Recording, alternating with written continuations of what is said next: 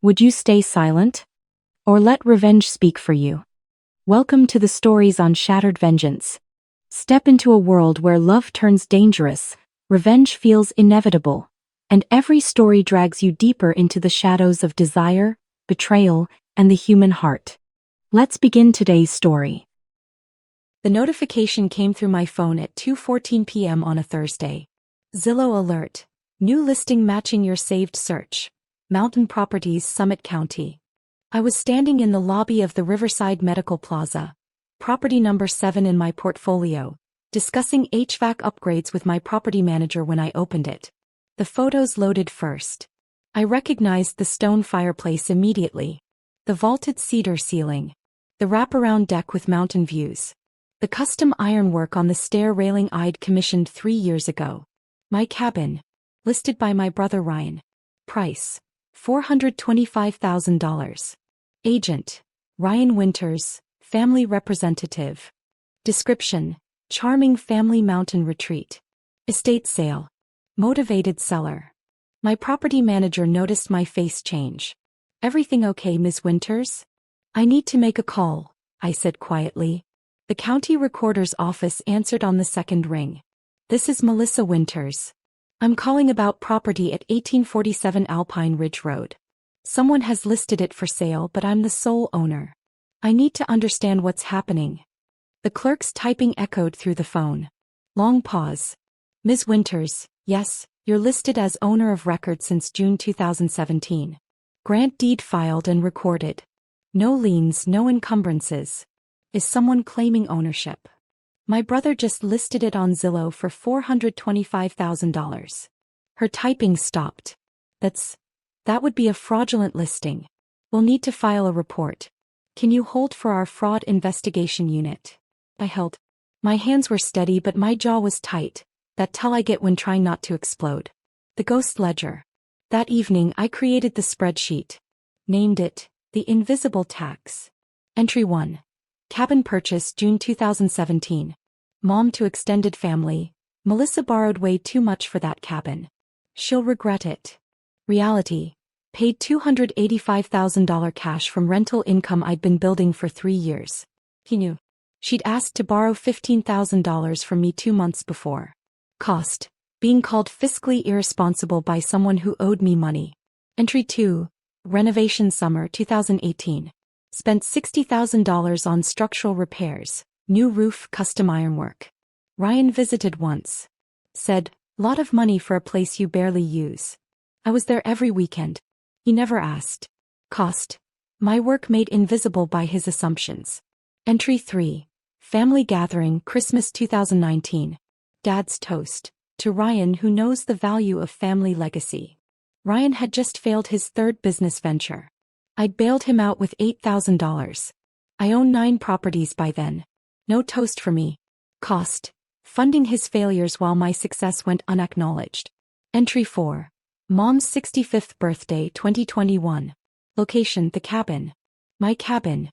Mom's speech. So grateful Ryan suggested this beautiful family place. I'd hosted. I'd cooked. I'd paid for everything. She called it family place. Not mine. Cost. Hosting my own erasure. Entry 5. Dad's funeral March 2023. Ryan to relatives. Dad always wanted the cabin to stay in the family. I'd bought it 6 years before Dad died. Dad had never owned it. But Ryan's narrative sounded true, so people believed it. Cost. My ownership rewritten in real time. Entry 6. Zillow listing today. Ryan selling my property.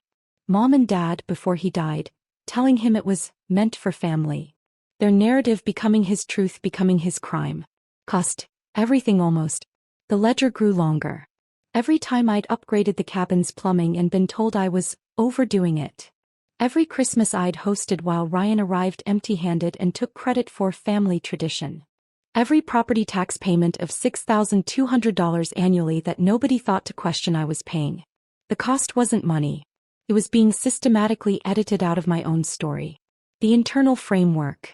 There's a psychological concept called confirmation bias. People see what confirms their existing beliefs and ignore everything else. My family's belief. Melissa is struggling. Ryan is successful. Therefore cabin must be Ryan's. Never mind the deed. Never mind the tax records. Never mind reality. Their narrative was stronger than my documentation, until documentation became unavoidable. I remember the exact moment I understood I was building for myself, not them. The cabin's deck, July 2018. I was staining the new cedar boards. Hard work, hot sun, my hands raw from the brush. Ryan showed up unannounced with friends. They wanted to use the cabin for the weekend. Didn't ask, just assumed. Can't, I said. I'm working. He looked annoyed. Come on, Melissa. It's a family cabin. Don't be selfish. The stain cam was heavy in my hand. The smell of cedar and chemical preservative filled the air. My tank top stuck to my back with sweat. I could hear his friends laughing by their car, already planning their weekend. Ryan, I said carefully, I own this cabin. I'm renovating this cabin. This is not a family timeshare. He laughed. Actually laughed. Sure, Melissa. Whatever you need to tell yourself. That was the moment when I realized their reality and mine existed in parallel universes that would never intersect. So I stopped trying to make them see. I built anyway. Revenge isn't rage. It's building something so solid that when they try to steal it, they discover it's bolted to bedrock and their hands just break. The procedural cascade. The county recorder's fraud investigation moved with bureaucratic precision. Day 1. Initial report. I filed formal complaint. Submitted. Grant deed from 2017 title insurance policy, 7 years of property tax receipts, $43,400 total paid, homeowners insurance declarations, utility bills in my name, renovation permits pulled under my ownership. The investigator, Sandra Chen, called me within 2 hours. Ms. Winters, this is extremely clear-cut. You're the legal owner. Your brother has committed real estate fraud by listing property he doesn't own. We're contacting Zillow immediately. Day 2. Zillow investigation. Zillow's fraud team pulled the listing. Contacted Ryan for ownership verification. Ryan submitted a photo of himself at the cabin from 2019. A family photo from Christmas 2021. A handwritten note allegedly from Dad saying, cabin goes to Ryan. Zillow's verification team requested grant deed, title insurance or property tax records. Ryan had none. Because he owned nothing. Day 3. Escalation. Zillow permanently suspended Ryan's account. Flagged him in their fraud database. Sent formal notice. Listing fraudulent property is a criminal offense. We've reported this incident to local authorities. Ryan called me for the first time in 8 months. Melissa, there's been a misunderstanding. The cabin is family property. You know that. Ryan, I've owned it since 2017. My name is on the deed. Not yours. Not Mom's. Mine. But Dad always said. Dad never owned it, Ryan. I bought it with my own money. Check the county records. He hung up. Day 4. Family counter-narrative. Mom called. Her voice had that quaver she used when playing victim. Melissa, why are you doing this to Ryan? He's just trying to help the family. You're being cruel. Mom, he listed my property for sale without my permission. That's fraud. It's not fraud, it's family. Everything is shared in families. Not property ownership, Mom. That's actually quite individual and legally documented. She cried. She always cried. He used to work. I'm sorry you're upset, I said. But the cabin is mine and Ryan committed fraud. Those are just facts. Day 5. Document analysis. The county recorder's office examined Ryan's handwritten note from Dad. Forensic analyst report. Paper manufactured 2022. Dad died March 2023. Ink analysis shows ballpoint pen type released April 2024. Handwriting analysis. 94.8% probability of forgery. Tremor patterns inconsistent with 70-year-old male. Consistent with 30 to 40-year-old attempting to mimic elderly script. Ryan had forged a note from our dead father. Day 6. Additional discovery. The investigation uncovered something else. Ryan had also listed the cabin on VRBO and Airbnb under family estate management. Had collected $12,400 in rental income over 8 months. From my cabin. Using my furniture. With my utilities. He'd been renting out my property and keeping the money. Day 7. Criminal referral. County Recorder's Office submitted findings to District Attorney. Fraudulent property listing, confirmed. Forged ownership documentation, confirmed. Theft by unlawful rental income, confirmed, $12,400. Wire fraud, Zillow, VRBO, Airbnb platforms, confirmed. Recommended charges: real estate fraud, forgery, theft, wire fraud. Day 9. Formal charges filed. District Attorney filed criminal complaint. 4 felony counts. Ryan was arrested at Mom's house, where he'd been living rent-free for 6 months. Mom called me screaming, "You had your own brother arrested. What kind of person are you?" "The kind who owns property and doesn't let people steal it," I said and hung up. The revelation cascade. The investigation exposed everything else I owned. The DA's asset search revealed my full portfolio. Property 1, the cabin. 1847 Alpine Ridge Road. $285,000 purchase, now worth $520,000. Property 2, downtown loft building. 4 units. $8,400 monthly rental income. Property 3, historic storefront. The coffee shop where family held Dad's wake. I'd owned it for 5 years. They'd never asked who the landlord was. Property 4, medical office complex. 3 dental practices. Stable professional income. Property 5, the building housing Ryan's favorite gym, where he had a membership he couldn't afford and I'd secretly paid for twice. Properties 6 to 8, residential triplex portfolio. $156,000 annual income. Property 9, warehouse converted to artist studios. Featured in the City Arts magazine.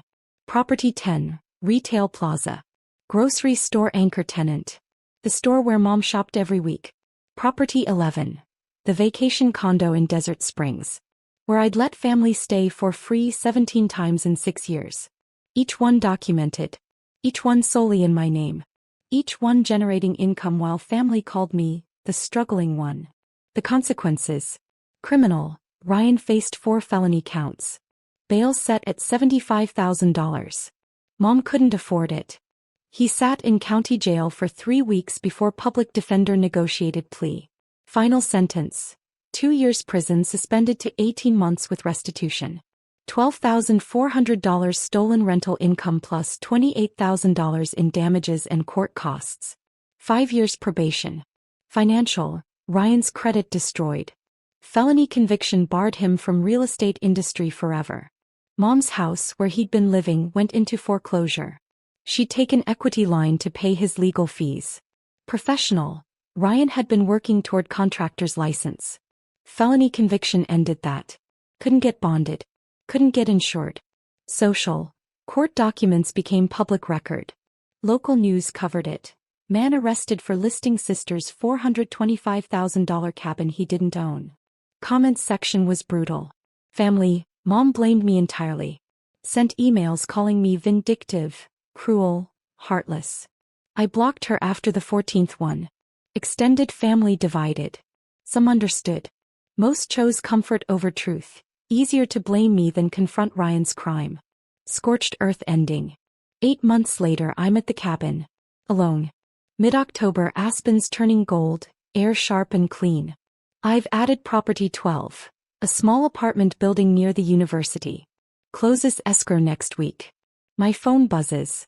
Ryan's number. He's out on probation. I don't answer. The restraining order is still active. Mom tried to visit the cabin last month. Drove 4 hours. I changed the locks and gate code years ago. She sat in her car for 2 hours then left. She sent one text: "This used to be a family place." I didn't respond. It was never a family place. It was always mine. The cabin stands solid. Cedar walls I refinished. Stone fireplace I repaired. Deck I built. Every board, every nail, every decision, mine. Ryan wanted to sell my foundation. Said he proved its strength. The ghost ledger is closed. The theft is repaid. The fraud is punished. From the 12 fortresses I built in silence, my future rises, permanent, documented, and unassailable.